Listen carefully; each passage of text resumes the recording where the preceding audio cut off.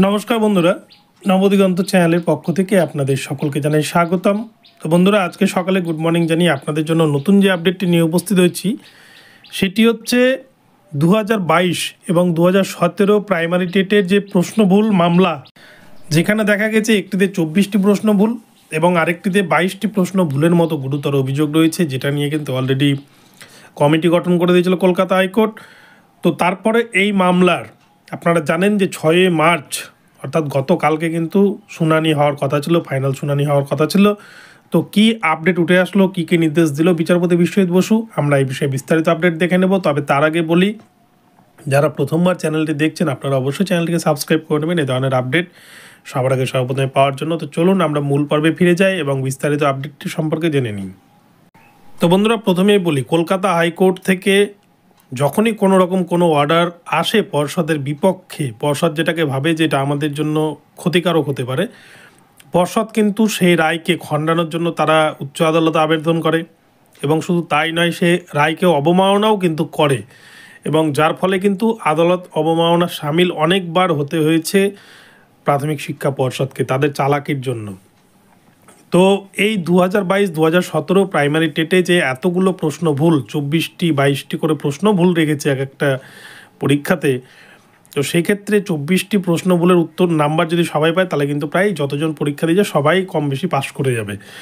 তো এই জায়গায় দাঁড়িয়ে পিটিশনাররা যে দাবিটা করেছে যে এতগুলো প্রশ্ন ভুল রয়েছে, তারা সমস্ত টেক্সট বুক থেকে প্রমাণ জোগাড় করে তারা কিন্তু সেই প্রমাণগুলো ইনক্লুড করেছে এবং তারপরে কলকাতা হাইকোর্ট নিরুপায় হয়ে একটি কমিটি গঠন করে দিয়েছে। আপনারা জানেন সেই এক্সপার্ট কমিটিতে বিভিন্ন বিশ্ববিদ্যালয়ের অধ্যাপকরা রয়েছেন এবং সেই কমিটির পরেও প্রাথমিক শিক্ষা পর্ষদের কিন্তু মূলত দুটি সাবজেক্টের ক্ষেত্রে বেশ কিছু কোশ্চেনে তাদের সেই কমিটির যে সাবমিশন, যে উত্তর, সেটা যেহেতু পর্ষদের বিপক্ষে গেছে, তাই পর্ষদের কিন্তু সেই সাবমিশন পছন্দ নয়, সেই কমিটি পছন্দ নয়।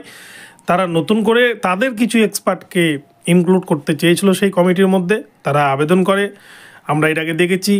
তারা কিন্তু সিঙ্গেল বেঞ্চে আবেদন করে, কিন্তু বিচারপতি বিশ্বজিৎ বসু পরিষ্কার জানিয়ে দেন যেহেতু ডিভিশন বেঞ্চের নির্দেশে কমিটি গঠন হয়েছে, তাই আমি এখানে কোনো হস্তক্ষেপ করতে পারবো না। পর্ষদ ডিভিশনে যায়, ডিভিশন বেঞ্চ পরিষ্কার জানিয়ে দেয় যেহেতু এটা সিঙ্গেল বেঞ্চে পাঠিয়ে দেওয়া হয়েছে, এখন বিচারপতি বিশ্বজিৎ বসুই দেখছেন, তাই উনি যা সিদ্ধান্ত নেবেন সেটাই সঠিক। এবং এর পরবর্তীতে দেখি পর্ষদের যে আবেদন সেটিকে কিন্তু খারিজ করে দেয় কলকাতা হাইকোর্ট। তো প্রাথমিক শিক্ষা পর্ষদ সর্বদাই কিন্তু তারা ডিলে করানোর চেষ্টা করে, তারা চায় যেভাবেই হোক আটকে রাখা। তো এই বিষয়ে গতকালকে বিচারপতি বিশ্বজিৎ বসুর এজলাসে কিন্তু ফাইনাল জাজমেন্ট ছিল। পর্ষদের তরফ থেকে ফাইনাল সাবমিশন দেওয়ার কথা ছিল, কিন্তু প্রাথমিক শিক্ষা পর্ষদ তারা তো ফাইনাল সাবমিশন দেওয়ার দূরের কথা, তারা কিন্তু আবার জানিয়েছে যে আমরা আবারও ডিভিশন বেঞ্চে অ্যাপ্লাই করব এই বিষয়টা নিয়ে, তাদের এক্সপার্ট কমিটির বিষয় নিয়ে তারা ডিভিশন বেঞ্চে আবারও অ্যাপ্লাই করবে। ফলে এক কথায় বলা যায় এই মামলা কিন্তু আবারও ডিলে হয়ে গেল। এবং সবথেকে বড় আরেকটি আপডেট, আপনারা হয়তো অনেকেই ইতিমধ্যে খবর পেয়ে গেছেন, ডিভিশন বেঞ্চে যিনি ছিলেন বিচারপতি হরিশ টন্ডন স্যার, তিনি কিন্তু ইতিমধ্যে প্রমোশন পেয়ে তিনি ওড়িশা হাইকোর্টের প্রধান বিচারপতির পদ অলঙ্কৃত করবেন, তাই উনি কিন্তু ডিভিশন বেঞ্চ থেকে চেঞ্জ হয়ে যাচ্ছেন। আর এই অর্ডারগুলো কিন্তু ওনার বেঞ্চ থেকেই আসা, তাই ওই জায়গায় দাঁড়িয়ে ডিভিশন বেঞ্চে নতুন করে পর্ষদ যদি আবার অ্যাপ্লাই করে এই প্রশ্নবল মামলা নিয়ে, তাহলে সেক্ষেত্রে কি আপডেট আসবে, নতুন বিচারপতি আসবেন, তিনি আবার পুরো বিষয় দেখবেন। এক কথায় বলা যায় এটা কিন্তু অনেকটা আবার দীর্ঘায়িত হয়ে যাওয়ার প্রসেস, কেননা যেখানে ডিভিশন বেঞ্চ থেকে পুরোপুরি সিঙ্গেল বেঞ্চে পাঠিয়ে দিয়েছে, ওখানে কিন্তু ডিভিশন বেঞ্চের আর কিছু বলার নাই। ডিভিশন বেঞ্চ পুরোপুরি সেটা এর আগে শুনানিতেই জানিয়ে দিয়েছে যে পর্ষদের আবেদনকে খারিজ করে তারা কিন্তু জানিয়ে দিয়েছে। তো সেই জায়গায় দাঁড়িয়ে পর্ষদ কেন আবার ডিভিশন বেঞ্চে যেতে চাইছে, এটা কিন্তু দেরি করা ছাড়া আর কোনো উপায় নয়।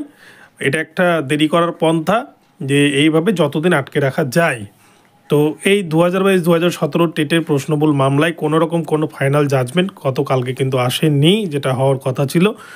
তো শেষ পর্যন্ত দেখা যাক যে ডিভিশন বেঞ্চে অ্যাপ্লাই করার পর পর্ষদের সাবমিশন নিয়ে কি বলে ডিভিশন বেঞ্চ, এবং ডিভিশন বেঞ্চে প্রাথমিকের ম্যাটারগুলো দেখার জন্য হরিশ টন্ডন স্যারের জায়গায় কে আসেন বিচারপতি হিসেবে, সেটাই দেখার।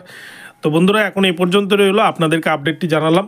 আশা করি আপনাদের আপডেটটি ভালো লেগেছে। ভিডিওটি ভালো লাগলে চ্যানেলটিকে সাবস্ক্রাইব করে দেবেন। দেখা হচ্ছে পরবর্তী ভিডিওতে। সকলে ভালো থাকবেন, ধন্যবাদ।